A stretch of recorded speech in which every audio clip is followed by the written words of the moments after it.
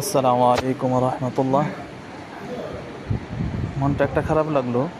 একজন মানুষ মারার পরে তার দোয়ার জন্য দোয়ার আয়োজন করছে, সে জায়গায় গেলাম।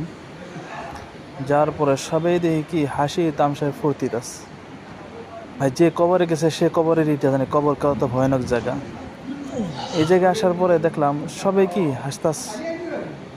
দুইজন মানুষের দেখা বহুত মনটা খারাপ লেগে গেল। আমি অল্প হাসলাম ইয়ার জন্য, দুইজন মানুষের অবস্থা দেখে যে মানুষ মারা গেছে তারপরেও কি অবস্থায় করতেছে, চলতেছে, ফিরতেছে। দোয়ার আয়োজন করছে, দোয়ার আয়োজন করার পরেও সেই জায়গায় এরকম অশ্লীলতা, এরকম খারাপ, এরকম অবস্থা।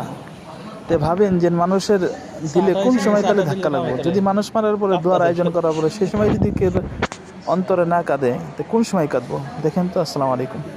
কবর বড় কঠিন জায়গা, কবর বড় কঠিন জায়গা, অনেক বড় কঠিন। এই কবরখানা দেখে উসমান গনি জিন্নরাই কবরের পাশে দাঁড়ায় দাঁড়ায় থরথর থরথর করে কাঁপতেন। সাহাবা একরাম বলেন, আমিরুল মুমিনিন, আল্লাহ আপনাকে দুই নূরের অধিকারী বানিয়েছেন। দুনিয়াতে